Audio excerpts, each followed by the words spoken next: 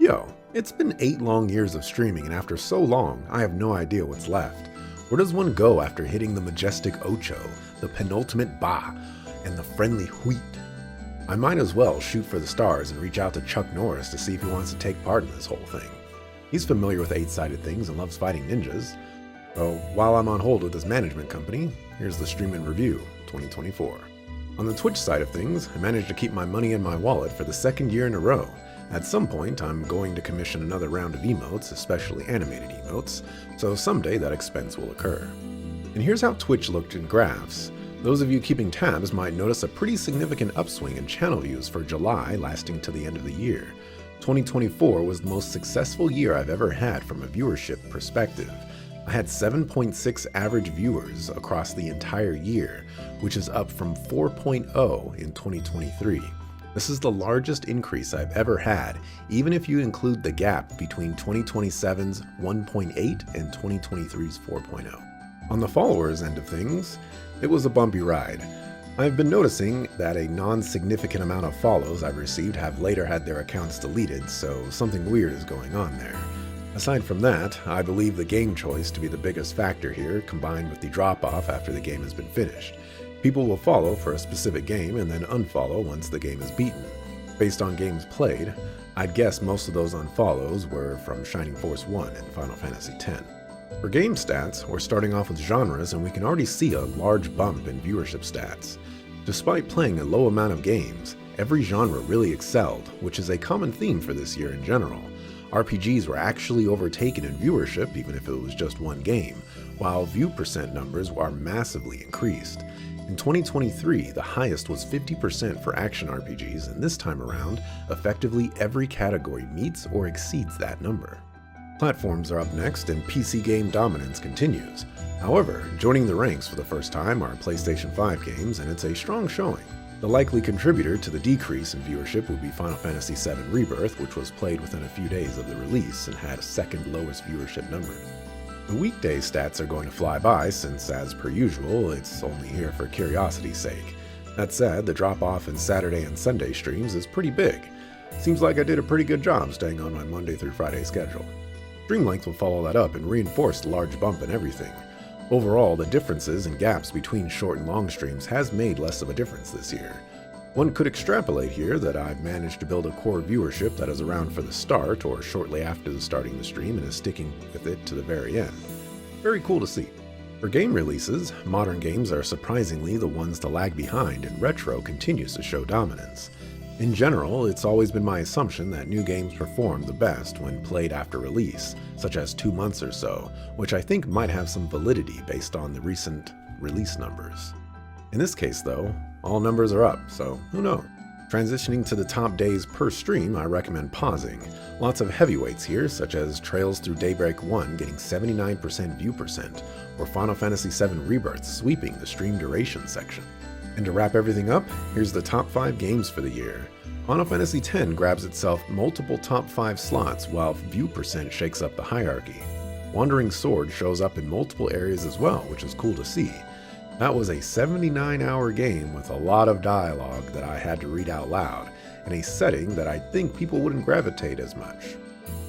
Glad they did though. And that's Twitch 2024. In total, I acquired 39 followers, 10,145 channel views off of 1,034 hours streamed and 29 games played.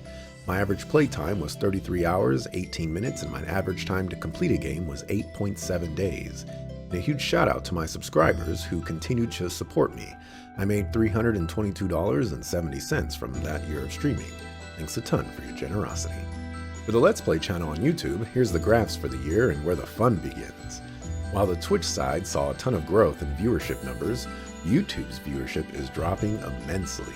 If you recall, 2020 had a massive spike in viewership, and each year since then, it has been steadily decreasing. As of now, the channel has reached ranges close to 2018 and 2019, which are year 2 and 3 respectively.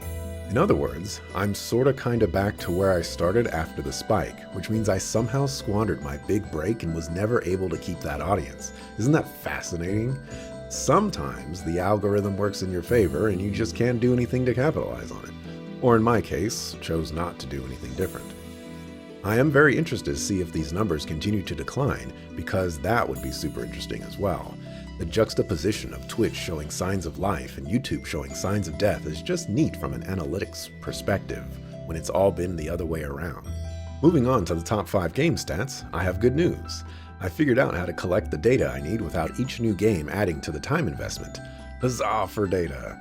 So, for here, we're starting off with platform.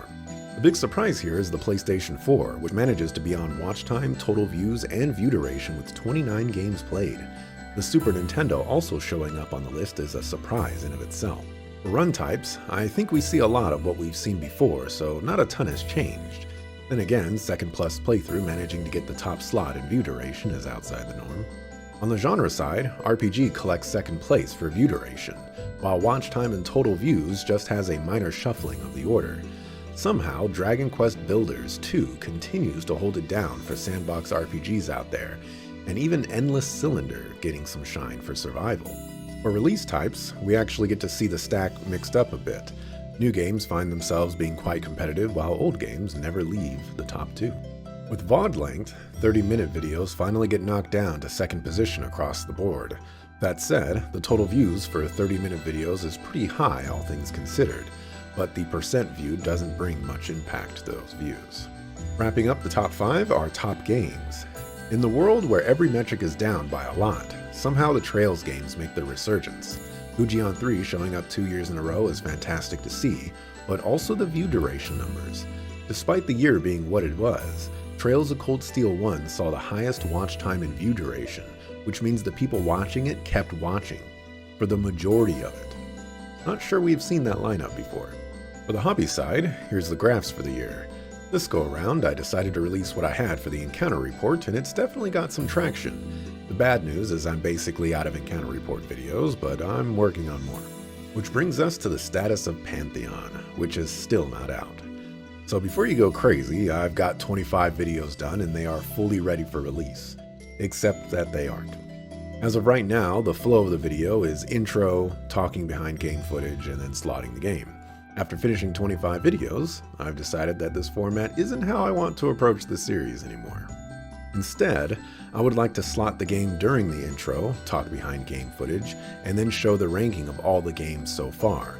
It's a minor change, but it demands a reboot of visuals that I'm really struggling to rally behind. So I gotta work that out and then re-record the intro for everything that I've done so far and then re-render everything. Unlike the Gaming Cardinal Sin videos, which are never happening by the way, these will see the light of day someday. In total, the Let's Play channel earned 66 subscribers, 50,125 channel views, and 1,152 videos published. My average days to publish a completed Let's Play was 12.2 days, and the average number of videos per Let's Play was 39.6.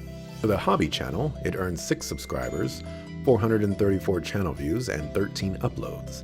Another huge thanks to everyone who has watched and continues to do so for both channels and beyond. I appreciate it.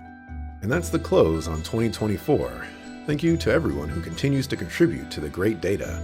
As weird as it sounds, I genuinely think it's so fascinating to see my Let's Play channel careen off a proverbial cliff. Will it settle at 2020 numbers, or will the algorithm condemn my channel into obscurity forever? I anxiously await the outcome of that. As we look to 2025, I admittedly still have a lot of 2023 games I never got around to playing, and 2024 is a big year for games as well. No idea how it will play out, but what's life without some mystery?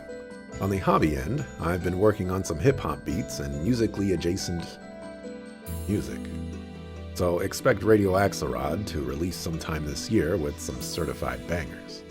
Until then, thanks for watching, appreciate it, see you on the next video. Peace. Also, Shayna's Games was the only person to beat Kratos in the Tower of Salvation on... I should have just ran with it because I knew that I was going to goof it up, and I goofed it up. Sucker fool. Sucker fool. We tread into playstyle. Why would I try to intricacies?